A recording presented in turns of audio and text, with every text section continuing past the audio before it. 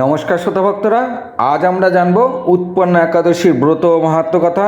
তো শ্রোতা ভক্তরা, উৎপন্না একাদশী 15ই নভেম্বর শনিবার, বাংলার 29শে কার্তিক উৎপন্না একাদশী পালন করবেন 9টা 1 মিনিট থেকে 9টা 33 মিনিট পর্যন্ত। তো শ্রোতা ভক্তরা, কথিত আছে এই উৎপন্না একাদশীর দিন স্বয়ং মাতা একাদশী উৎপন্ন হয়েছিলেন, তাই একে উৎপন্না একাদশী বলা হয়। তো শতভক্তরা, ব্রহ্মবৈবর্ত পুরাণে উল্লেখ রয়েছে, যুধিষ্ঠির মহারাজ ভগবান শ্রীকৃষ্ণকে জিজ্ঞাসা করলেন, হে জনার্দন, এই উৎপন্না একাদশীর ব্রত মাহাত্ম্যই বা কি? তখন ভগবান শ্রীকৃষ্ণ যুধিষ্ঠিরকে বললেন, হে কুন্তিনন্দন, শোনো মন দিয়ে। বহু প্রাচীনকাল আগে মূর নামে এক অসুর ছিল। তিনি ছিলেন তালজঙ্গের পুত্র। তালজঙ্গকে তো দেবতারা যুদ্ধে হারিয়ে দিয়েছিলেন। তার পুত্র মূর ছিল মহাবলশালী। বলের প্রভাবে স্বর্গমত্ত পাতাল 3 লোকই দখল করে নিয়েছিলেন। যখন দেবতারা মূর নামক অসুরকে কিছুতেই আর বধ করতে পারছেন না, তখন সবাই মিলে ব্রহ্মার কাছে যান। ব্রহ্মাকে গিয়ে সমস্ত কথা খুলে বললে, তখন ব্রহ্মা ইন্দ্রদেবকে বললেন, এই মূর নামক অসুরকে একমাত্র শ্রী বিষ্ণুই মারতে পারে, তাই তোমরা সবাই শ্রী বিষ্ণুর প্রার্থনা করো। তো শতভক্তরা, শিবরাজ ইন্দ্র তথা সমস্ত দেবতারা বিষ্ণু লোকে এসে উপস্থিত হন এবং বিষ্ণুকে সমস্ত কথা খুলে বলেন। তখন শ্রী বিষ্ণু দেবতাদের অভয় দিলেন, এই মূরকে আমি বধ করব। সে কথা শুনে দেবতারা আশ্বস্ত হন। এরপরে শ্রী বিষ্ণু অস্ত্রশস্ত্র নিয়ে দেবতাদের সঙ্গে মূর নামক অসুরকে মারার জন্য রওনা দেন। সমস্ত দেবতা ও শ্রী বিষ্ণু মিলে মূর নামক অসুরকে আক্রমণ করলেন, আর তখন যুদ্ধ ভয়ঙ্কর আকার রূপ নিল।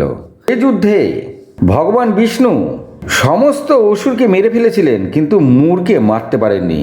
মূরের সঙ্গে তার সমান তালে যুদ্ধ চলতে থাকে। এর সারা দেহে অজস্র ঘা হয়ে গেল, তার মৃত্যু হচ্ছিল না। ভগবান শ্রী বিষ্ণু তার সঙ্গে যুদ্ধ করতে করতে 1000 বছর হয়ে গেল। যুদ্ধ করতে করতে মূর একসময় অদৃশ্য হয়ে গেল এবং মূরকে খুঁজতে খুঁজতেই তিনি বদ্রিকা আশ্রমে এসে উপস্থিত হলেন। সেখানে তিনি একটি বিশাল বড় গুহা দেখতে পেলেন। সেই গুহার নাম ছিল সিংহবতী গুহা। তিনি ভাবলেন হয়তো মূর এর ভেতরেই লুকিয়ে আছে। তিনি সেই গুহার ভেতরে প্রবেশ করলেন। সেই গুহা ছিল 12 যোজন লম্বা। ভগবান গুহায় খুঁজে যখন পেলেন না, তখন তিনি চিন্তা করলেন খানিকটা বিশ্রাম করে নেওয়া যাক।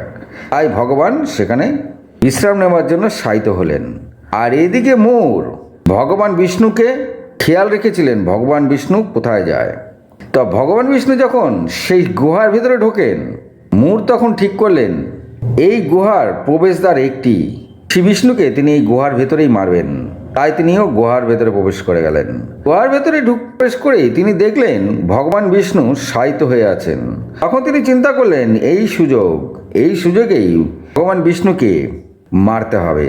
তিনি যখনই অস্ত্র তুললেন ভগবানকে মারার জন্য, সেই সময় ভগবানের শায়িত দেহ থেকে এক অতি ভয়ঙ্করী দেবীর সৃষ্টি হলো। তখন মূর বুঝতে পারল না এই দেবী আসলে কে।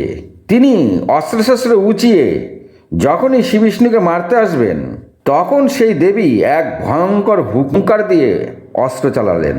ভক্তরা, সেই এক অস্ত্রের আঘাতেই মূরের মৃত্যু ঘটে গেল।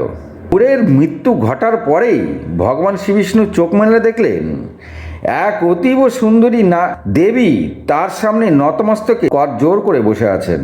তখন শ্রী বিষ্ণু বললেন, হে দেবী, আপনি কে? তারপরে শ্রী বিষ্ণু দূরে দেখলেন মূর নামক সেই অসুর মরে পড়ে আছে। তখন তিনি বললেন, এই মূরকেই বা কে মারল?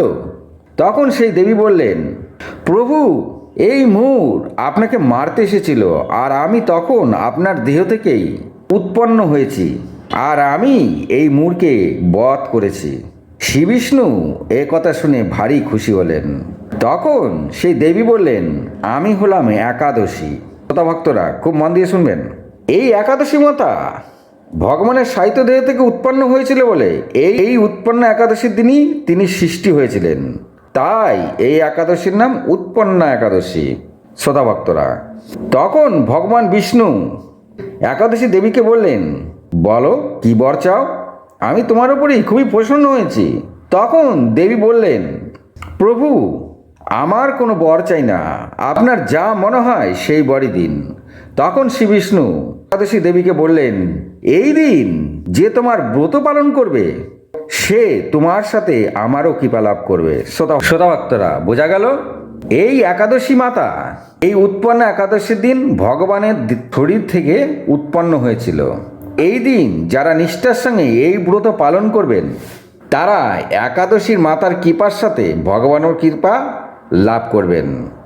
এরপরে শ্রীকৃষ্ণ যুধিষ্ঠিরকে বললেন, হে যুধিষ্ঠির, এই একাদশী যারা নিষ্ঠার সঙ্গে পালন করেন তারা সমজন্ম ও ইহজন্মের সমস্ত রকম পাপ থেকে মুক্ত হয়ে যান। এই একাদশী মহা পুণ্য প্রদানকারী একাদশী, আর এই একাদশী মোক্ষ লাভ করে থাকেন। শ্রোতা ভক্তরা, বোঝা গেল এই একাদশীর ব্রত যারা করতে পারেন না, পারবে কিন্তু করার ইচ্ছা আছে কিন্তু করতে পারবেন না শারীরিক অসুস্থতার জন্য, তারা এই একাদশীর ব্রত কথাটি শুধুমাত্র শুনে নেবেন। এই একাদশীর ব্রত শ্রবণ করলেও তারা 1,000,000 রাষ্ট্র ও যজ্ঞের ফল লাভ করে থাকে। তো শতভক্তরা, এরপরে ভগবান শ্রীকৃষ্ণ বললেন, যারা এই একাদশীর দিন সারা রাত্রি জাগরণ করে সকালবেলা স্নানাদি সেরে ভগবান বিষ্ণুর পূজা করেন, সময় মতন পালন করে নেন, তারা অগাধ ঐশ্বর্য লাভ করে থাকে। এছাড়া যদি কেউ একবার মাত্র এই উৎপন্ন একাদশী নিষ্ঠার সঙ্গে পালন করেন তাদের কখনো আর পুনর্জন্ম হয় না। শ্রোতা ভক্তরা, তো অবশ্যই একাদশীর দিন যারা একাদশী করেন না তারা চেষ্টা করবেন নিরামিষ আহার গ্রহণ করার, আর যারা একাদশী করেন তারা চেষ্টা করবেন, যারা রুটি খান বা ডালিয়া খান তারা চেষ্টা করবেন রুটি আর ডালিয়া এদিন না খাওয়ার, কারণ রুটি আর ডালিয়াও পঞ্চরবি শস্যের মধ্যে পড়ে। তো শ্রোতা ভক্তরা, এই একাদশীর ব্রত আপনার সাধ্য অনুসারে নিষ্ঠার সঙ্গে পালন করবেন, সময় মতন পালন সেরে নেবেন। আর যদি সময় মতন পালন না হয় তবে কিন্তু একাদশী ব্রত খণ্ডিত হয়ে যায়। তো শ্রোতা ভক্তরা, আজ এই পর্যন্তই। যদি ভালো লাগে একটি লাইক, একটি সাবস্ক্রাইব করে দেবেন। ভালো থাকুন, সুস্থ থাকুন, নমস্কার।